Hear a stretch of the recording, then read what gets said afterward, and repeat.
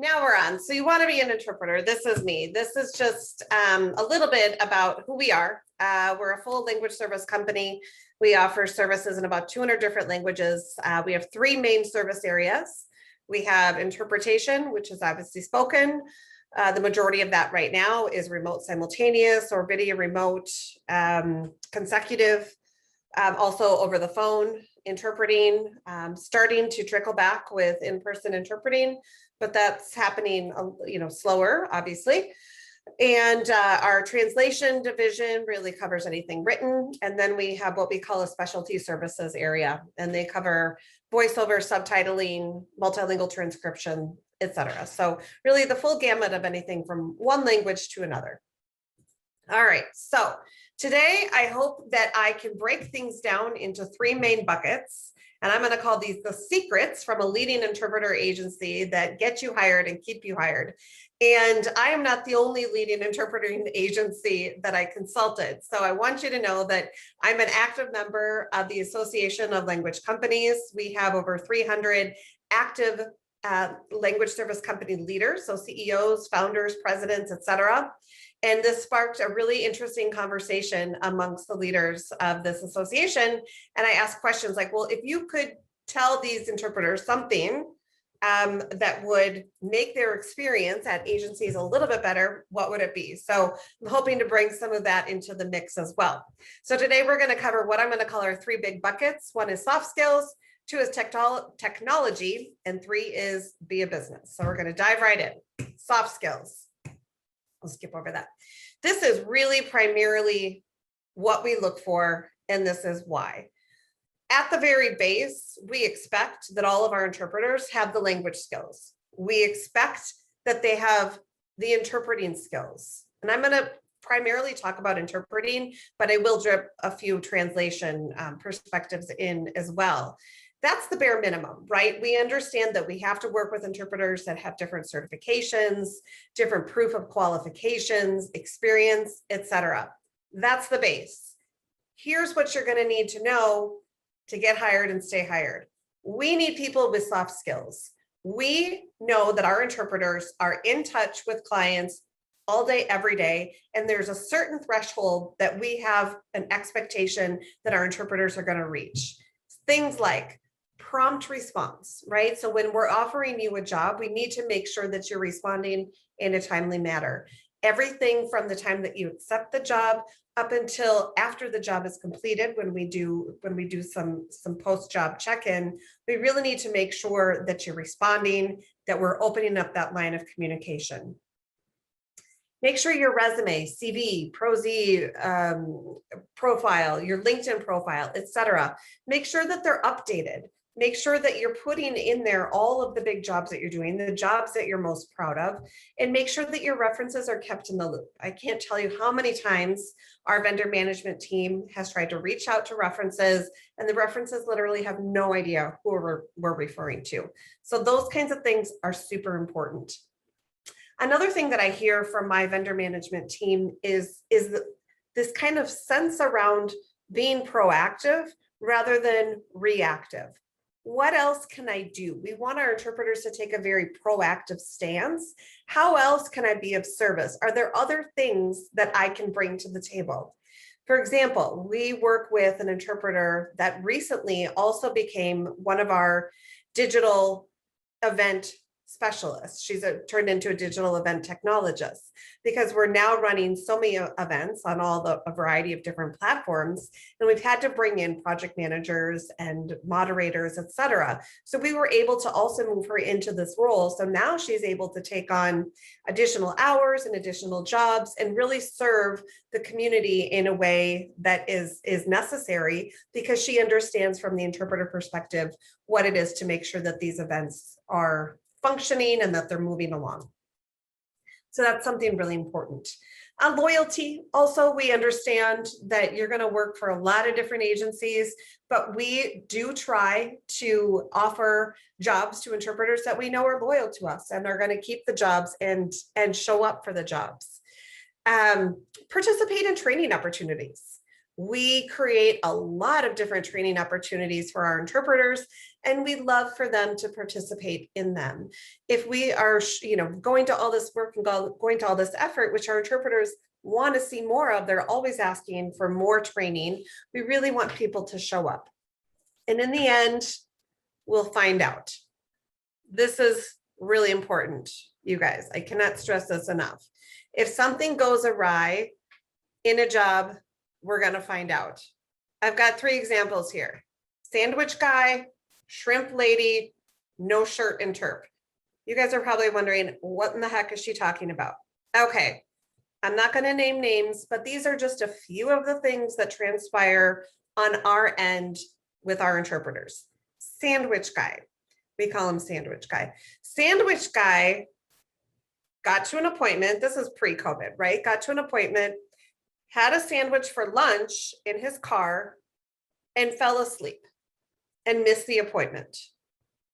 And his only excuse was that he had just eaten the sandwich and therefore he couldn't make it into the appointment because he had fallen asleep, right? I mean, things happen, but then imagine me, I have to call the client and say, I'm really sorry, interpreter's not going to show up.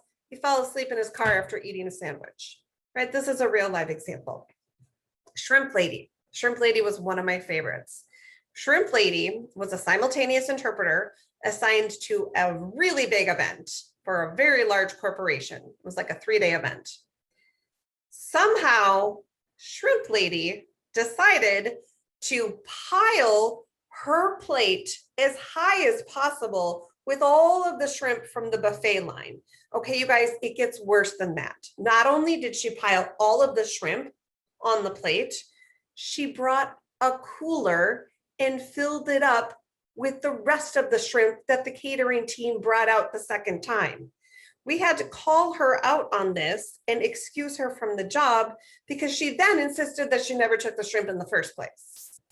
Okay, those are the things that I'm talking about as far as soft skills, right?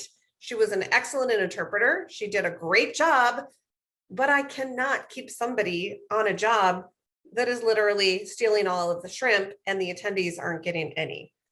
I know, hopefully you're laughing. I can't see anybody's face. I was laughing. I was also a little bit mortified. We call her shrimp lady. Then we've got no shirt interp. In the age of now, everything is on Zoom. We've got lots of video appointments going on. We had a particular interpreter who thought it was appropriate to show up for a video appointment with no shirt on, laying in bed. We've coined him no shirt interp. Obviously not appropriate, obviously not cool, obviously another really difficult conversation that I had to have and call the client and say,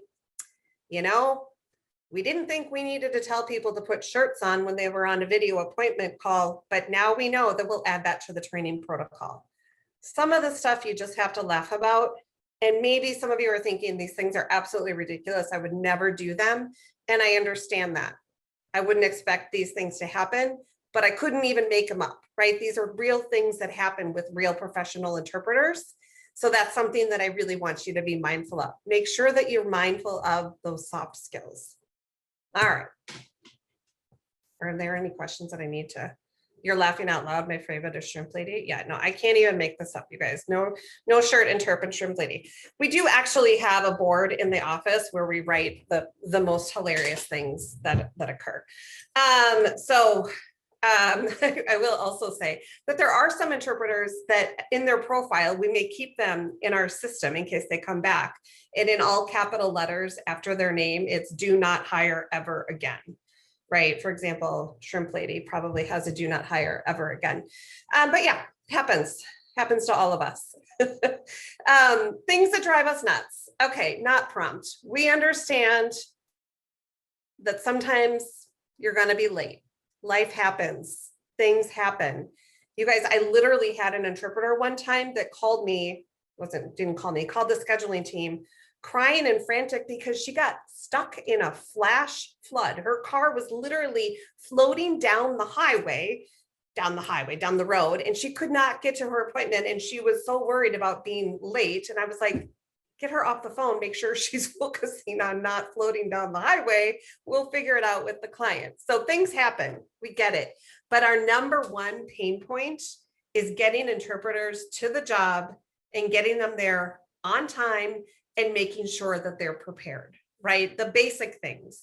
When I talked about at the beginning that you've got the language skills, that's the basic. Those aren't the things that we necessarily struggle with. It's all these other things, right? Making sure you show up on time, making sure that you're properly dressed, making sure that you've got your badge. Of course, now in the time of everything virtual, getting there on time, you would think isn't such a struggle, or even showing up. But we consistently have no-shows every single week. And it boggles me. I don't know where people are or how they can just not show up for an appointment, but it happens. Accepting one job and disappearing. You guys, I cannot tell you how much money we have to write off every year from vendors who take a job and never submit an invoice. And we call them and call them and call them and try to get them to submit an invoice so we can get them paid. And they never do. I would think that if you're going to work, you want to get paid for it. I mean, I guess at the end of the day, it's no loss for us, but I do feel, I feel really badly. People go to a lot of effort to do this work, and it makes me feel really sad when they do one job and disappear. Refusing to learn our processor systems. You want to do things your own way.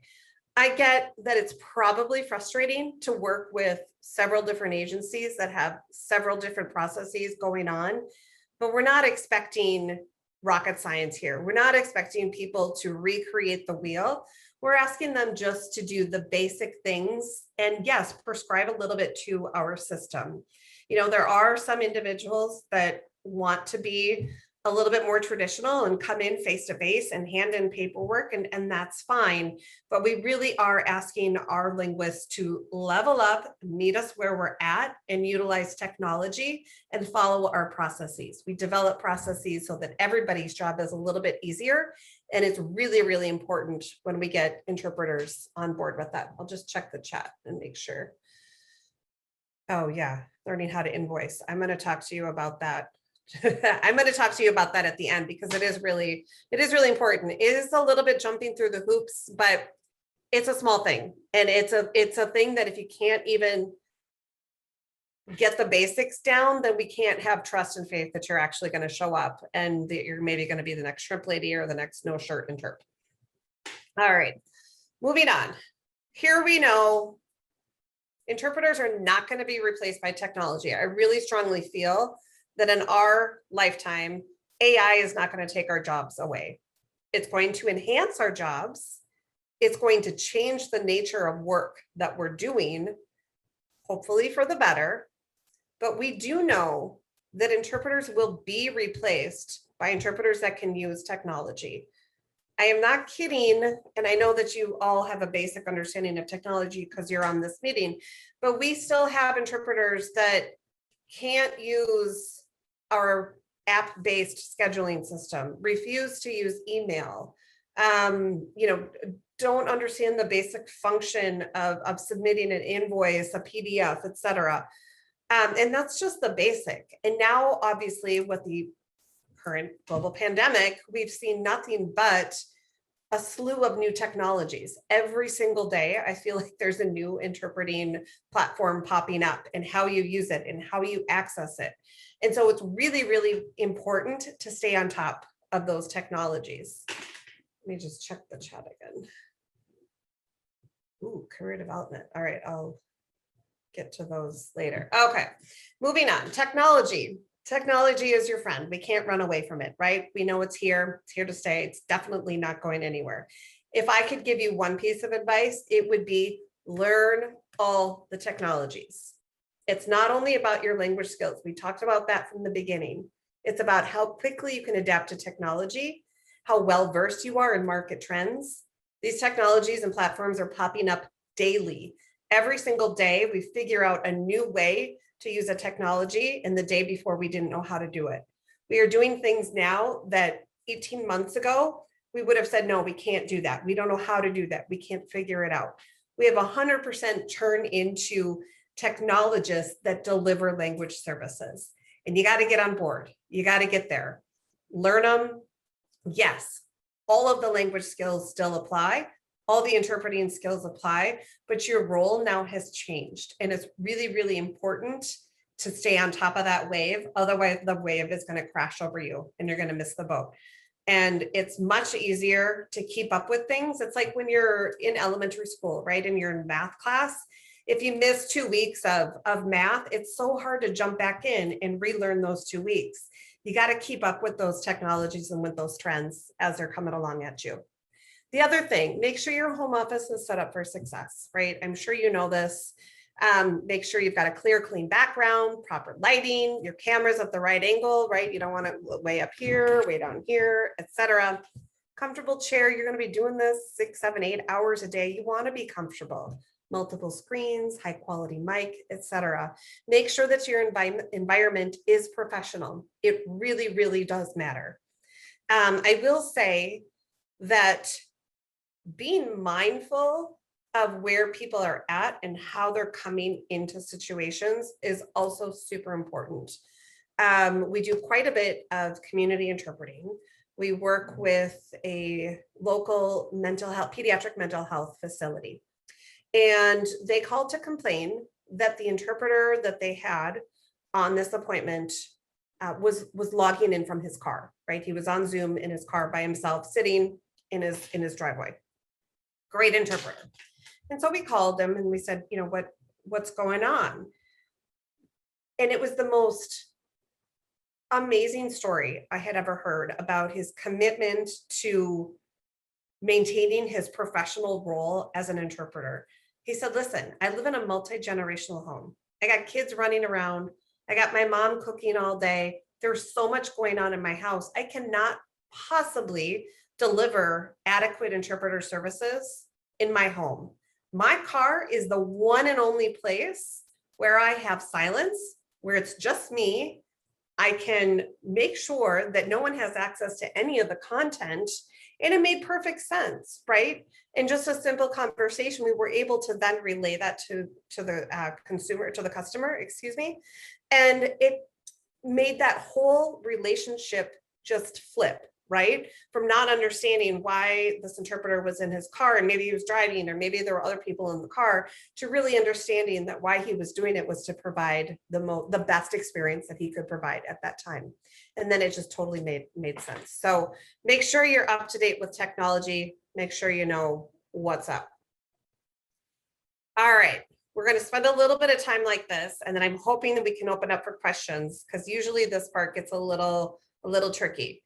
I need you to operate like you are a business. You are Henry Inc. You are Shane Incorporated. Think like a business, network like a business, run yourself like a business, right? You are your own business.